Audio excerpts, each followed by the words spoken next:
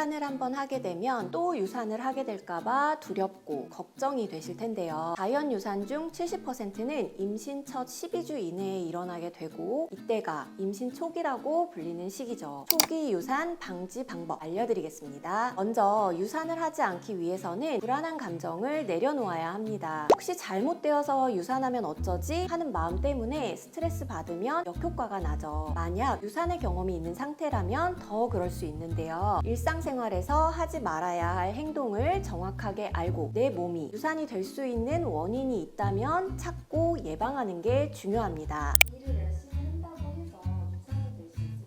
유산이 되는 원인은 사실 가장 많은 원인으로 밝혀진 건 배아의 문제입니다. 그러나 일상생활에서 주의할 사항들을 보면 배아가 자궁 내막에 잘 붙어있지 못할까봐 주의를 주는 경우가 많은데요. 일을 열심히 하는 걸로 유산이 될 수는 없습니다. 단 배를 조이거나 압박을 주는 자세로 오래 일하거나 일하면서 감정적인 스트레스가 극심하면 유산의 가능성은 올라갈 수 있습니다. 오래 앉아있는 것은 유산이 될 수 있을까요? 허리가 약한 경우에 오래 앉아있게 되면 척추에 부담이 많아지게 되고 자궁의 후면을 지지하고 있는 청골까지 부담을 느끼게 됩니다. 골반강으로의 혈류순환이 잘 안 되면서 착상을 유지하는 힘이 약해질 수 있죠. 그러나 이건 유산의 직접적인 원인으로 작용되기는 어렵고 자주 자세를 바꿔주어서 몸의 피로를 덜어주는 것이 건강한 임신 유지를 위해서 도움이 된다 정도로 생각하시면 될 것 같습니다. 심하게 운다거나 소리를 지르는 경우는 어떨까요? 감정적 스트레스가 극심하면 출혈이 생기기도 하고 유산을 경험하는 경우도 있습니다. 임신 초기에 많은 양의 혈액과 영양소가 자궁 쪽으로 이동해서 착상 유지 기능을 해줘야 하는데 큰 충격을 받거나 스트레스가 심하면 그렇지 못하게 되고 하혈을 하거나 유산으로까지 가게 되는 거죠. 유산 시 처해 있던 개인적 상황을 파악하다 보면 임신 초기에 가까운 사람의 죽음을 목격했거나 큰 슬픔을 느껴서 며칠 밤낮으로 울다가 유산하는 경우는 꽤 많이 보입니다. 오래 타거나 장기간 비행을 해도 될까요? 허리와 골반의 압박이 크고 순환을 떨어뜨리는 행동은 임신 초기에 하지 않는 것이 좋습니다. 보통은 12주가 넘었을 때 비행기 탑승이나 장시간 운전을 권해드리고 있습니다. 먹으면 안 되는 음식이나 주의해야 할 음식이 있을까요? 식체나 식중독이 발생하면 설사와 구토를 심하게 하면서 체력이 고갈되고 몸이 약한 상태에서 기력 소모가 커지면서 유산으로 이어지기도 합니다. 더운 여름철에 생선회를 다량 섭취한다든지 계절성 전염병이 유행할 때 주된 문제를 일으키는 음식물들은 굳이 드시지 않도록 조언드리고 있습니다. 임신 초기에는 약물 복약도 신중해야 하기 때문에 원래에도 소화가 잘 되지 않았거나 탈이 나는 음식들, 몸에 무리를 일으키는 음식들은 피하시기 바랍니다. 반신욕을 해도 된다는 말도 있고 안 된다는 말도 있던데 뭐가 맞는 걸까요? 임신 기간에는 장시간의 탕목욕은 권유드리지 않습니다. 반신욕은 크게 무리가 없지만 뜨겁지 않게 5분 내외로 하는 게 좋고 더 안전하게 하려면 피로를 해소하기 위해서는 목욕을 10분 안쪽으로 하는 것을 추천드립니다. 생활을 해도 될까요? 안전하게 착상이 된 상태에서는 생활도 무방하지만 유산의 이력이 있거나 출혈이 조금이라도 보이는 등 불안전한 상태에서는 권유드리지 않습니다. 안정기가 지나고 나서 무리되지 않는 포지션으로 하는 것이 좋습니다. 한약 먹어도 될까요?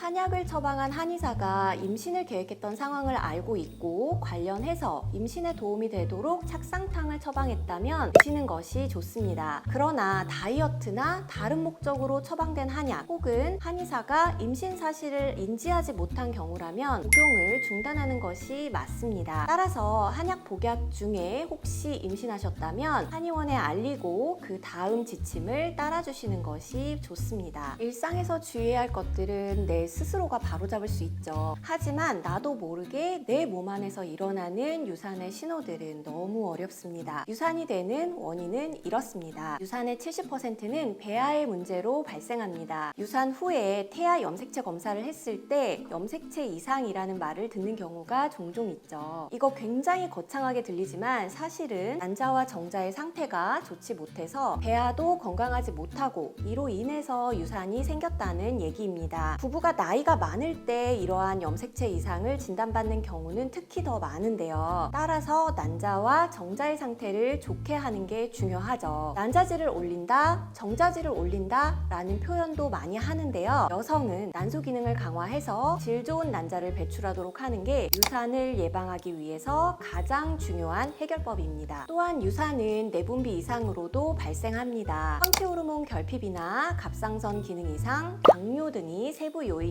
될 수 있죠. 그래서 착상이 불안정적으로 보일 때 호르몬 검사를 하고 프로게스테론 주사 등을 투여하는 경우는 황체 호르몬 결핍을 개선하기 위한 방법입니다. 이 외에 갑상선이나 인슐린 문제 등으로 유산이 발생할 수 있는데 당장 호르몬제를 투여하는 건 응급처치에 해당하고 기본적으로 호르몬 대사가 원활해지고 호르몬 수용의 기능을 높일 수 있도록 몸을 바꾸는 치료와 섭생이 필요합니다. 우리가 흔히 하는 체질을 바꾼다 라는 말은 이럴 때 쓰는 거라고 봐도 될 것 같네요. 유산은 면역학적 이상으로도 발생합니다. 습관성 유산을 겪고 있는 분들은 이렇게 면역학적 문제가 수반되는 경우가 많습니다. 다음 시간에 제가 말씀드릴 습관성 유산 케이스에 나오는 난임 여성분도 바로 면역학적 이상으로 습관성 유산을 10회 넘게 겪은 사례이고요. 자가 면역 이상, 동종 면역 이상 등의 면역 이상으로 유산이 발생할 수 있습니다. 시험관하기를 하시는 분들은 NK 수치라는 말을 들어보신 적이 있을 텐데요. 이게 바로 동종 면역 이상을 검사하기 위한 방법으로 대두된 측정 수치입니다. 이 수치가 면역 이상을 제대로 측정하는지 그 적합성에 대해서는 갑론을박이 계속되지만 이렇게 태아를 밀어내는 면역 반응으로 유산이 발생할 수 있다는 것은 사실이랍니다. 시험관하기를 할 때 인트라리피드, 면역글로불린이나 크녹산 등의 투여가 이와 관련이 있지만 자궁 면역 균형을 높이고 태아에 대한 잘못된 신호를 보내는 것을 막아주는 건 한방 치료가 도움이 됩니다. 또한 해부학적 이상으로도 유산이 발생할 수 있는데요. 선천적인 자궁 기형, 자궁 근종, 자궁 내막 유착, 자궁 경부 무력증 등이 이에 해당됩니다. 각종 시수술로 해결하는 경우가 많으며 반복적인 근종이나 내막 유착 등의 발생은 재발률을 줄이고 내막의 기저층을 튼튼히 해서 배아 착상이 가능한 내막 부분에 최대한 많은 영양과 혈액이 가도록 하는 치료가 필요합니다. 그 외에도 약물, 화학물질이나 환경독소, 즉 항암제나 흡연, 음주, 과량의 카페인, 방사선 조사, 감염 또한 유산의 원인으로 지목됩니다. 코로나가 한창일 때 임신 초기에 코로나에 감염되면서 체력 저하와 면역 변화가 일어나고 유산을 겪었던 사례들이 실제로 많았답니다. 임신 중에 20에서 30% 정도 확률로 착상혈로 피가 나올 수 있으며 대부분 건강하게 아이를 낳습니다. 따라서 피가 살짝 비친다면 걱정하지 않으셔도 됩니다. 하지만 피양이 많고 통증도 있다면 유산의 조짐으로 볼 수 있기 때문에 검진이 필요합니다. 피가 비치는 것처럼 유산이 될 수 있는 조짐이 어떤 게 있을까요? 첫 번째, 입덧을 하다가 멈춘 경우. 두 번째, 허리 통증이 생리통이 심할 때처럼 아픈 경우. 세 번째, 가슴 통증이 사라진 경우. 네 번째, 항상 유지되던 체온이 떨어진 경우. 그리고 다섯 번째는 유산 조짐이 없이 특이 증상이 아예 없는 경우가 있습니다. 이렇게 유산 증상이 없는 경우도 정말 많습니다. 그래서 알지도 못하고 정기검진 받으러 갔는데 이미 태아가 사망한 경험을 가진 분들이 생기곤 합니다. 이미 유산이 되고 나서는 안타깝게도 되돌릴 수가 없죠. 그렇기 때문에 미리 유산이 되지 않도록 예방해야 합니다. 유리움 한의원에서는 여성 건강을 위해서 연구하고 치료하고 있습니다. 유산을 겪어서 고민이 있거나 임신 초기인데 걱정이 되신다면 유리움 한의원에서 들어드리고 걱정하지 않도록 해드리겠습니다. 감사합니다.